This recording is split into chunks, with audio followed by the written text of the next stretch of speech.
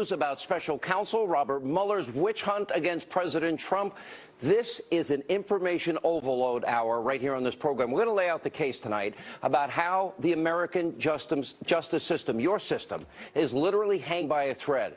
Our Constitution hangs in the balance tonight, and we'll explain all of this to you, but it's going to take the entire hour. Please stay with us. Also tonight, an inside look at how Donald Trump shocked the political world and won the White House in historic fashion. The co-authors, they were there. The new book, Let Trump Be Trump, Corey Lewandowski, David Bossie, they will give you that insider story right here. Also, Newt Gingrich, Judge Jeanine Pirro, Sarah Carter, Greg Jarrett, Victoria Tunsing, Dan Bongino, just to name a few. But first, the politics, the corruption, the malfeasance at play to unseat a duly elected president by you is far worse than anybody could have thought or could have ever even imagined. This is rotten to the core. It is creating now a clear and present danger to this country. Tonight, explosive new information about Peter Strzok. He's the former top FBI counterintelligence official that was removed from the Russia investigation. Why? For sending anti-Trump, pro-Hillary Clinton text messages. Fox News tonight has learned that Strzok's role in the Clinton email investigation is now under review. I'll address that. And Strzok is directly tied to everything. The Clinton email probe, the Trump so-called Russia investigation. We have investigative reporter Sarah Carter is reporting that Strzok even interviewed Lieutenant General Michael Flynn and Hillary Clinton in both cases. And Fox News has confirmed that the former FBI official changed the language. He did it in James Comey's draft letter about Hillary Clinton from grossly negligent to extreme carelessness. Plus, the Deputy FBI Director, Andrew McCabe, he has been identified tonight as the key witness that Congress wants to interview in regards to the anti-Trump fake news dossier and propaganda. And media insanity, ABC News suspends reporter Brian Ross after he is caught red-handed, spreading more fake news and outright lies about General Flynn and the president. We also have very serious questions tonight about the rule of law, equal justice under the law that you, the American people, deserve answers to. Is America now, as my friend Mark Levin says, becoming a post-constitutional republic? We'll cover all of this and much more in tonight's Breaking News opening monologue. All right, this is one of those nights you've got to stay tuned for the hour. There is so much new information to cover. It gets complicated, but it does all fit together. And I promise, guess what? You won't get this anywhere else on TV. We start with new, explosive information in the developing scandal involving former top FBI official. His name is Peter Strzok. And according to reports from over the weekend, Strzok was removed from Mueller's investigation this summer after it was discovered that he was sending anti-Trump text messages to his girlfriend, a woman named Lisa Page. She worked as a top FBI lawyer under Deputy Director Andrew McCabe. Now, since then, Fox News has learned that the Office of Inspector General is now reviewing Peter Strzok's role in the Clinton email server investigation. And from what we know, Strzok, who is an anti-Trump, Hillary Clinton-loving FBI official, was intimately involved in investigating Hillary Clinton's use of a private email server. Now, just stop for a second. Now, think about James Comey. He was writing an exoneration before an investigation.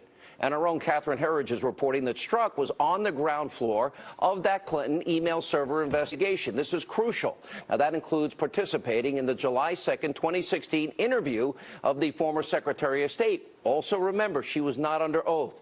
And Strzok was involved in recommending whether or not Hillary Clinton should be prosecuted. Remember, they hadn't fully investigated. And Fox News has confirmed that the FBI official actually was the one that changed the language in James Comey's draft letter before the investigation was concluded about Hillary Clinton. The legal term, grossly negligent. He changed it to extremely careless. And the FBI agent also helped draft James Comey, his now infamous exoneration statement that let Clinton off the hook. They never did the investigation. And Strzok led the probe into classified Huma Abedin emails. This guy's everywhere that were found on Anthony Weiner's computer. Now, House investigators are also telling Fox News tonight they believe that it was Strzok that is tied to the FBI's handling of the anti-Trump fake news phony Russian dossier. and the FISA surveillance of a Trump campaign associate. Now, what this all means is that the fix was in on the Clinton investigation. What we have now is just more evidence, incontrovertible evidence. And speaking of the fake news dossier, Catherine Herridge is also reporting tonight that FBI Deputy Director Andrew McCabe is the key witness that Congress now wants to interview about that dossier. But McCabe, he's not going to show up to testify on Thursday. He is thought to have been the FBI's key point person or the handler of former British M6 agent Christopher Steele, the guy that created the phony dossier and paid Russians to lie to influence you in that election. Now, remember, according to reports, a political action committee tied to the Virginia governor, Terry McAuliffe, best friends with the Clintons. Remember, he gave $500,000 to Andrew McCabe's wife, Jill. She was running for her Virginia state Senate seat.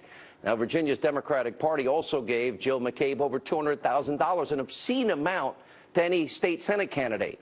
Now, President Trump is reacting to this new information. He's tweeting out, after years of Comey with the phony and dishonest Clinton investigation and more running the FBI, its reputation is in tatters, worst in history. But fear not, we will bring it back to greatness.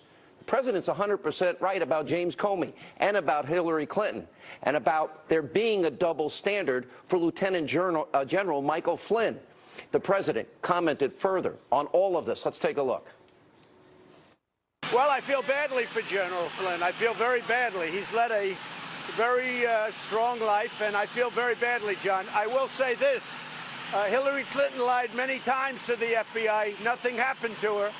Flynn lied, and they destroyed his life. I think it's a shame. Hillary Clinton, on the 4th of July weekend, went to the FBI, not under oath.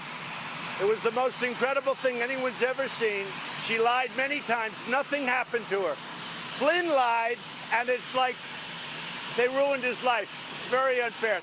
Now, I know this is a ton of information to unpack here, so let me break this down even further for you. Here's what all of this means. We have an anti-Trump, pro-Hillary Clinton, top FBI official that is directly involved in letting Hillary Clinton walk free before interviewing the key people in the investigation, including Hillary Clinton. They exonerated Clinton before ever concluding the investigation. Then a same FBI official helped oversee special counsel Robert Mueller's probe into possible election interference and, according to Sarah Carter's reporting, interviewed Lieutenant General Michael Flynn. This guy's abusively biased. We have been saying for months that this is a political witch hunt. This new information about Peter Strzok is a smoking gun. These types of tactics, they're only used in banana republics. Now, House Intelligence Committee Chairman Devin Nunes, he is now threatening to hold the FBI and the DOJ in contempt of Congress for stonewalling about why this guy Strzok was fired back in August. And what all of you need to know, the American people tonight, you need to know this. How deeply was this one guy, Peter Strzok, involved in Mueller's investigation? Because other than Michael Flynn, who else did he interview? Why didn't he put Hillary under oath? And where else could Strzok have influenced and compromised this investigation with what we now know was a politically biased agenda? Remember, Lieutenant General Flynn, he was surveilled, he was unmasked, his name was leaked to the press. That is illegal, that is a crime. Nobody's been investigated or arrested. So what they did to Flynn is illegal. And we can't discount the other massive conflicts of interest, the other red flags coming from Special Counsel Mueller's team. For example, key members of Mueller's team, look at the money on your screen, donated tens of thousands of dollars, not to any Republicans, Democrats like Barack Obama and Hillary Clinton. How can anybody honestly say that those people are going to be fair and impartial after supporting liberal politicians with huge amounts of money, including President Trump's 2016 opponent? This stinks to high heaven. And there's the investigator, Andrew Weissmann, another questionable member and choice by Mueller's team. Our friend and colleague Greg Jarrett did some digging into Weissmann's past. Here's what he found. Back during the Enron accounting scandal, Weissmann was a hard-charging prosecutor on the task force that brought a controversial obstruction of justice case against the accounting firm Arthur Andersen that eventually put that company out of business. It cost tens of thousands of people their jobs. And it was for nothing, because in 2005, the Supreme Court of the the United States overturned the obstruction of justice conviction in a unanimous 9-0 ruling. Next to impossible. And it's not the only example of Weissman's aggressive tactics resulting in a case being overturned. The conviction of a business transaction between Enron and Merrill Lynch, it sent people to jail, was also reversed by the Fifth Circuit Court of Appeals. Critics have also accused Weissman of intimidating witnesses, creating crimes that do not even exist, and in one case in particular, withholding exculpatory evidence that would have helped the defendant. And just like Mueller, Weissman is also tied to the corrupt Uranium One deal and the ensuing cover-up. Now, Weissman ran the DOJ's fraud section during the Russian bribery scheme, and Greg Jarrett actually noticed it was his name and his signature on the bottom of the plea agreement signed by the Russian businessman involved in that case. And we can't forget that Mueller is also, what, best friends, BFF, with James Comey. A huge, massive conflict of interest and potentially even a violation of law. All of this is inexcusable in any country that cares about the rule of law. You should not be allowed to tolerate this in any way, shape, matter, or form. And we should be asking ourselves a simple question. Why, in God's name, would Robert Mueller put this abusively biased team together of unethical political crusaders who have an agenda that we can now prove? Why are they involved in this investigation? It's been one giant pattern of bias and abuse of power. And we have a tremendous amount of respect on this program for those of you that watch for law enforcement. We have a tremendous respect for the intelligence community who put their lives on the line for us every day. But because of politics, what, our Justice Department has people in it like Peter Strzok that are abusively politically biased? What is the result? We now have a two-tiered justice system that I've been warning about. It is now creating a clear and present danger to this republic. If we weaponize the tools of surveillance, the powerful tools, and if we have two sets of standards for justice, and people in power think they know what's in the best interest of you, the American people, and will undermine a duly elected president and try and get him thrown out of office since the day he's elected, we will have then lost this country. And tonight, there's another major angle to this story that we cannot ignore or discount. As the Washington Examiner's Byron York points out in a new article, the investigation into Michael Flynn was not about Russia collusion or conspiracy between the Trump campaign and Russia. Rather, it hinges on what's known as the Logan Act. Let me explain what this is. According to York, the Logan Act is a 218-year-old law in this country, a law that prohibits private citizens from acting on behalf of the United States in disputes with foreign governments. Guess what? In 218 years, nobody has ever been prosecuted under this law, and many legal experts call it archaic and simply irrelevant. And some even go as far to say that it's unconstitutional. But this is what that law played the central role in the Obama administration's investigation into Flynn. Never mind the surveillance, unmasking, and illegal leaks of intelligence. It's reportedly why the FBI agents went to the White House to interview Flynn back in January 24th about discussions that he had during the transition period with his counterpart, the Russian ambassador, about sanctions the Obama administration had placed on Russia and a UN resolution on Israel. Big deal. That would have been his job. This is the interview where Flynn, quote, lied to the FBI, which led to his guilty plea. Again, nothing to do with Russia. But let's take a step back for a minute. Now, during this transition period, Obama's State Department said they didn't have any problem with the Trump transition team reaching out to foreign officials. They said it. What's this? This building doesn't see anything necessarily inappropriate about contact between members of the incoming administration and foreign officials, no matter what country they're from, right? No.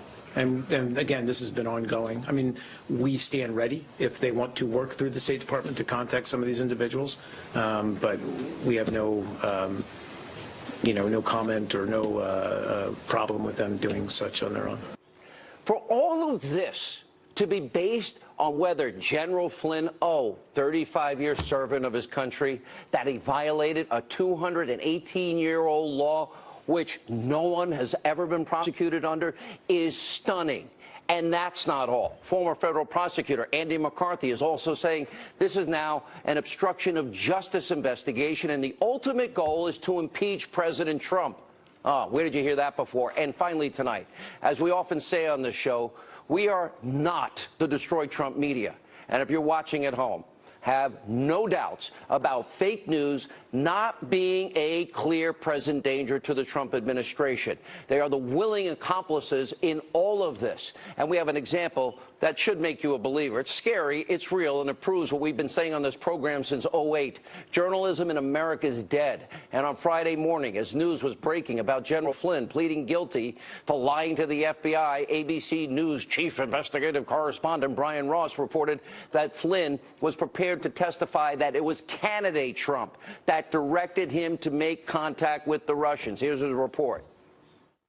This certainly would seem to suggest that Michael Flynn had a fair amount of information to offer the special counsel in return. That's right, George. He has promised full cooperation to the Mueller team. He's prepared to testify, we are told by a confidant, against President Trump, against members of the Trump family, and others in the White House.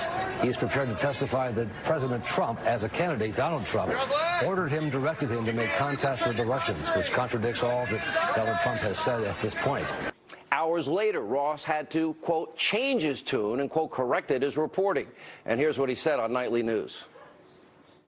David, a clarification tonight on something one of Flynn's confidants told us, and we reported earlier today. He said the president had asked Flynn to contact Russia during the campaign. He's now clarifying that, saying, according to Flynn, candidate Trump asked him during the campaign to find ways to repair relations with Russia and other hotspots. And then after the election, the president-elect asked him and told him to contact Russia on issues, including working together to fight ISIS. Hello, big difference between candidate Trump and President-elect Trump.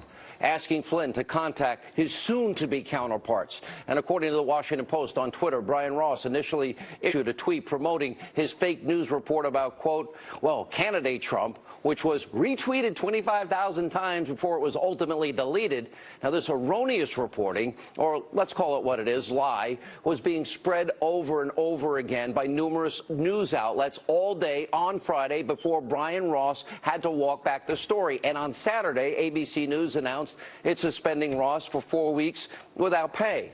By the way, little too late. And unfortunately for ABC, this isn't the first time Brian Ross has been accused of peddling fake news. I have a whole history of it. Like, for example, in 2012, when Ross falsely suggested the Colorado mass shooter, James Holmes, he could be tied to the Tea Party. That turned out to be wrong, too. Here with reaction, investigative reporter Sarah Carter, former DOJ official Victoria Tunsing, Fox News legal analyst Greg Jarrett. Sarah, this is your blockbuster, the FBI supervisor. He's the same one that interviewed Hillary. Tell everybody everything this guy was involved in, and he's anti-Trump and he's pro-Clinton. Well, I think, Sean, that what concerns most intelligence officials and FBI officials that I've spoken to about Peter Strzok is that he was so overt about his politics. And remember, this was a complaint I reported on your show months ago. April, June, July, where I was talking about how FBI officials, the guys working on the ground, working on these cases, were stunned that some of their higher-ups seemed very partisan to Hillary Clinton, and they were going after Trump and Trump campaign officials. And Michael Flynn was one of them. And you brought something up that's very important when you talked about the unmasking.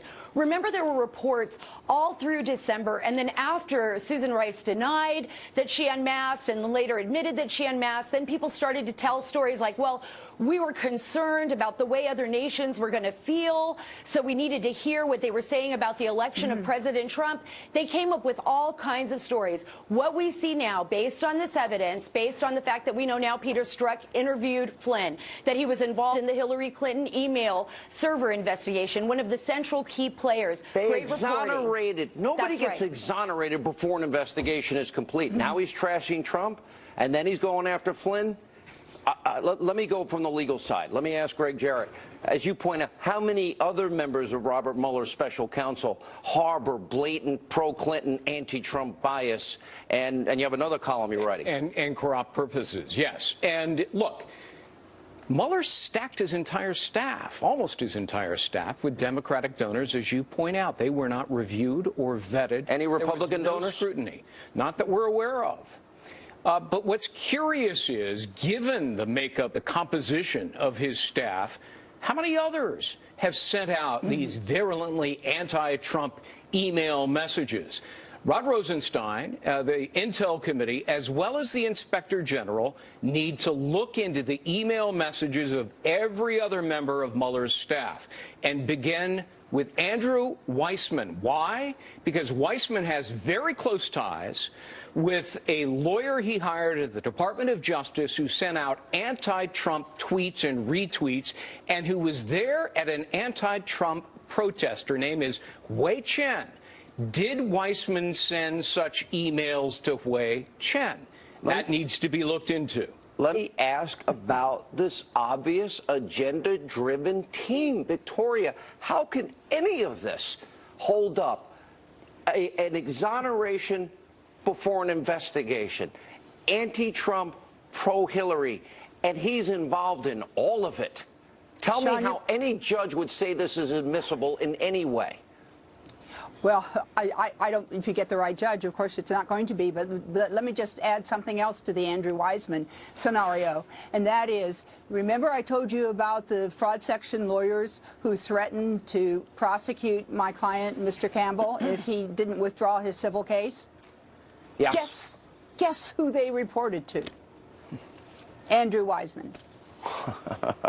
Well, I'd like to know, by the way, I'm hearing rumors all over the place, Sarah Carter. There are other anti-Trump text emails out there, and we know about them. I think you're hearing correctly, Sean, and I think a lot more is going to come out. In fact, I know a lot more is going to come out based on the sources I've spoken to. The Inspector General's report and investigation is ongoing. Parts of that report are expected to come out before the end of December, and the rest of it is expected to come out after the first of the year. I think we're going to be stunned at what they uncover. I want to ask this. Isn't it obstruction of justice? I'll start with Victoria first. Isn't it obstruction of justice if Comey is exonerating and using this guy to exonerate Hillary before they even investigated, and this guy changes the language? That sounds to me just like Hillary destroying emails and BleachBit and busting up Blackberries. That all sounds like obstruction of justice to me. Well, I don't know that it's obstruction of justice, but it is a corrupt FBI that did this. In the hierarchy, there are so many good FBI agents below, and I'm sure they're as shocked as we are about the conduct that's going on. But don't make too much over this change of this wording. I mean, I scratched my head when Comey said it was extremely careless. Well, if I were a judge giving, but if I were giving a jury instruction, I would say to them, gross negligence is like careless, grossly careless or extremely careless. They're synonymous. No difference. So, in fact, there's a standard jury instruction that says they're synonymous. But what happened here is it looks like Peter Strzok was trying to conjure some way to clear Hillary Clinton.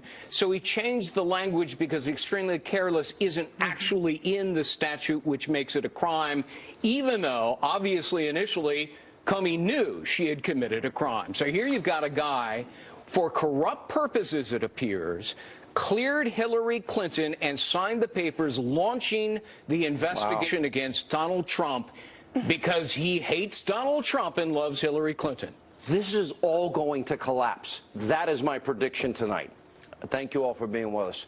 All right, we have so much more to get to. Newt Gingrich has reaction to all of this. And wait until you hear, by the way, Rush Limbaugh, what he is saying about Mueller's investigation. Straight ahead.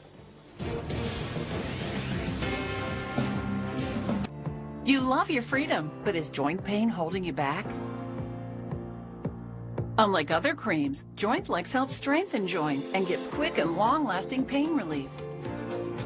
Hating, Hillary loving, guy exonerating Hillary before the investigation, and you see what happens with General Flynn and all of Mueller's team of misfit toys, if you will, in this Christmas season with corruption and a lack of ethics.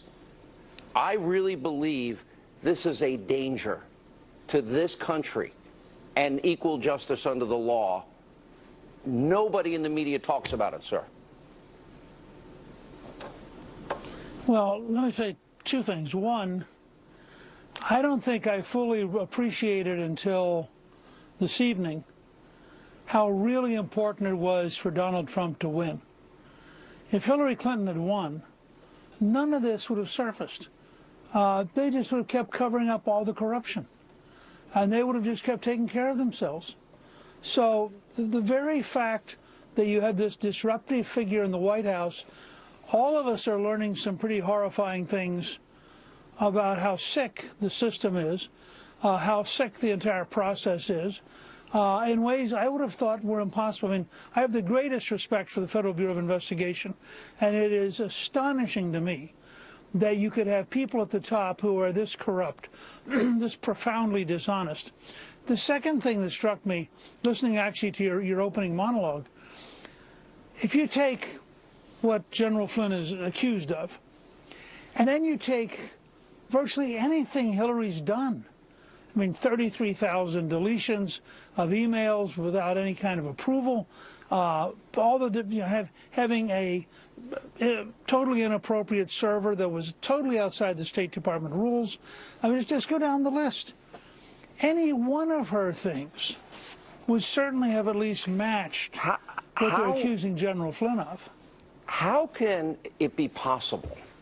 You don't finish an investigation, and you're writing an exoneration, and this Trump hater, pro-Hillary guy is in the heart of all of this. Something is radically wrong if you believe in equal justice under the law. You know, my granddaughter Maggie just got me to read a fascinating book about murders in Osage County, Oklahoma in the 1920s. And part of what comes through that book is everybody locally was corrupt. The sheriff was corrupt. The judges were corrupt. I mean, nobody could get any kind of decency. And that actually is the case that J. Edgar Hoover used to begin building the modern FBI in the sense of an honest, integrity-filled, serious investigative agency. It's a fascinating book. But what struck me was we now have the corruption that book describes at the very center of our national capital. Think about Comey. Comey decides to interview Hillary Clinton not under oath. So even no matter what she said for, I think, 4 hours, none of it counts towards what happened to General Flynn. The exoneration letter was already written. Because she's never under oath. But the exoneration was written. I mean, they might as well drop. Yeah. Go ahead. You have a best-selling book. It's ripped from the headlines, your book, Vengeance, which I'm almost done with. And it's a great book. You're a great writer. And I'm thinking, you can't even make this up when you think this is the United States of America. Our mutual friend Mark Levin calls this a post-constitutional republic. This is now becoming a banana republic if this stays. My question, where do we go from here, knowing what we now know? Well, what I would say is I haven't given up on America. I don't think Donald Trump's given up on America. I'm not giving up. I'm saying this is scary. Most of our viewers haven't. So what we now know is the swamp is sicker, more corrupt, more dishonest than we thought it was. So we just have to dig deeper, throw the rascals out. We have to recognize the election of 2018 is going to be truly historic, because it's going to be between a radical left that is stunningly corrupt and the rest of us. And we have to understand that this is a real fight for whether or not America is going to remain a republic that is ruled by law, and or whether it's going to degenerate into being a purely corrupt system of power, where if you're on the right team, you can rip everybody off and be protected, and if you're on the wrong team, you can be innocent and still go to jail. I mean, I think that's how serious and how profound this is right now. It's one of the great historic moments in American history. It's a chilling one, too. And I will fight to my dying breath, as you will. I'm not giving up, but I am very deeply concerned tonight. Mr. Speaker, thank you. Appreciate it. When we come back, we're going to show you how one of the most liberal shows on television completely embarrassed themselves over ABC's fake news reporting on General Flynn. Also, Rush Limbaugh sounding the alarm on this Mueller investigation as well. We'll explain straight ahead.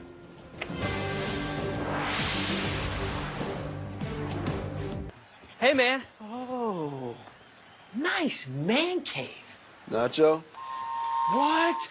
Stop it. Mm-hmm. You've been saving a lot of money. Excited. Take a look.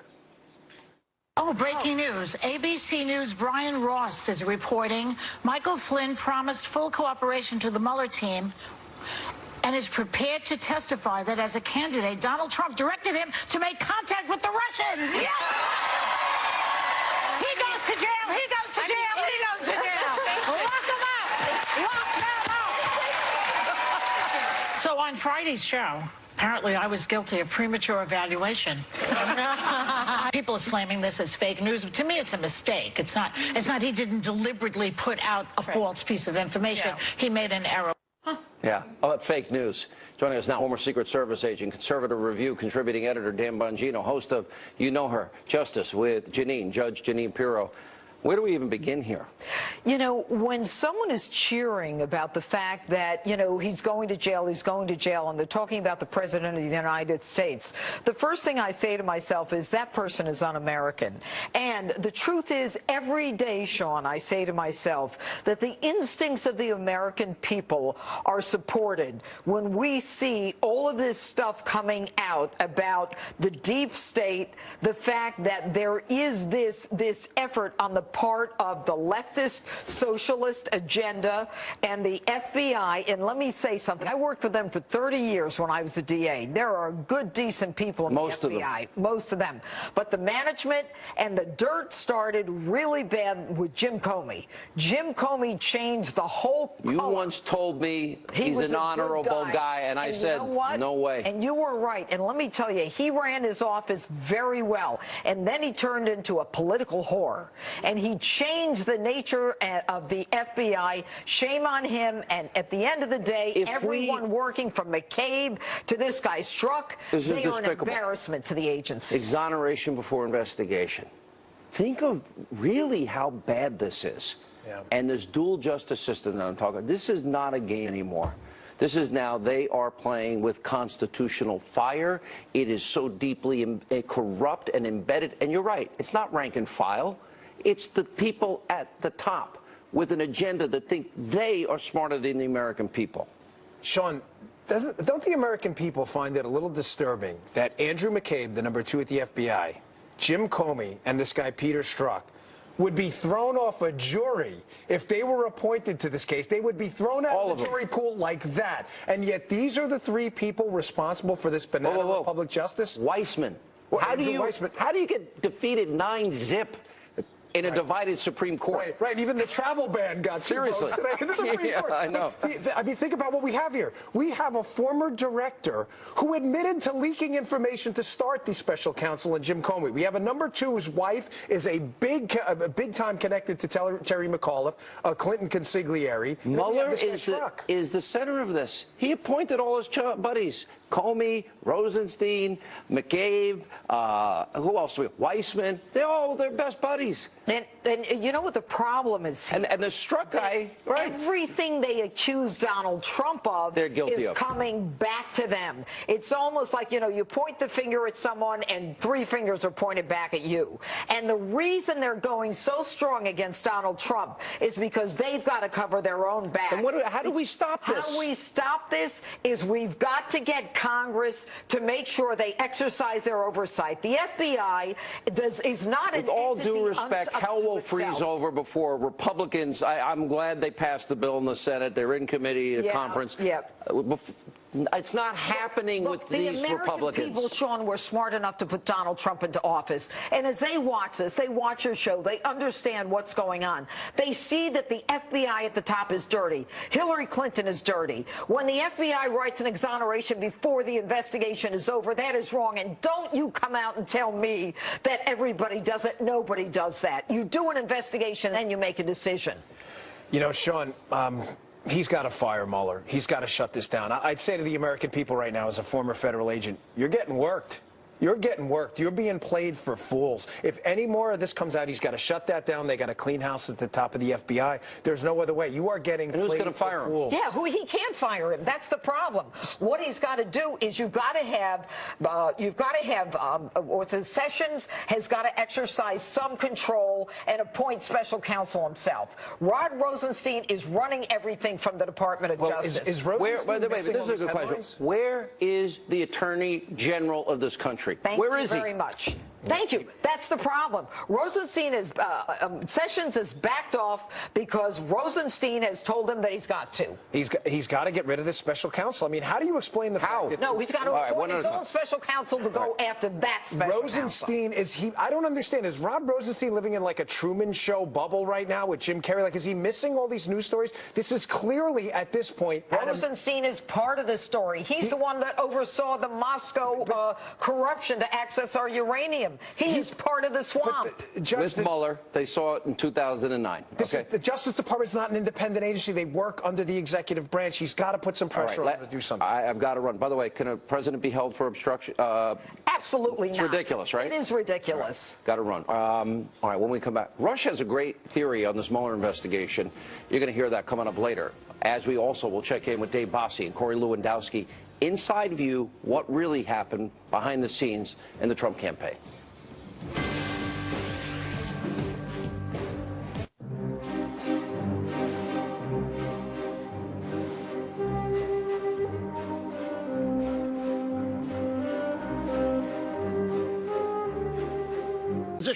Now, what is happening here, in my humble opinion, and I'm not alone in this, and I'm not saying this for the first time, I think there is, and has been ever since Trump was elected, a silent coup to get him out of office, ultimately.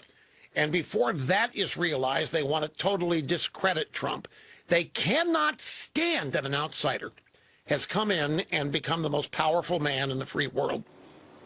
I agree. That was Rush. Powerful statement earlier today saying that the Mueller investigation is nothing but a silent coup to get rid of Trump. Here with the reaction. Brand new book on Amazon.com, Hannity.com, bookstores everywhere. Let Trump be Trump, the inside story of the rise to his presidency, out tomorrow. Former Trump campaign manager Corey Lewandowski, former deputy Trump campaign manager David Bossie.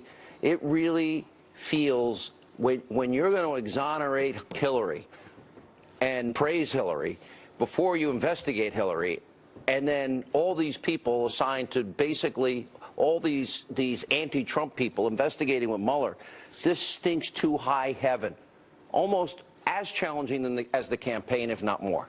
Sean, this is worse. This is the American government using taxpayer resources to go after a duly elected president. What I'm gravely concerned about is we're just finding out about this FBI agent who's an anti-Trump person, a pro-Hillary person, who never put her under oath, who never tested, who never asked her to swear to a federal elected official. She got a pass on this. That's the shameful thing here. And what they're doing is they're using the resources of the government to go after a president when there is nothing there. A different set of rules for Hillary Clinton than Mike Flynn. It is a despicable thing, and I hope that we get to the bottom of it and it doesn't happen again. No, it needs to be gotten to the bottom of now. Absolutely. All right.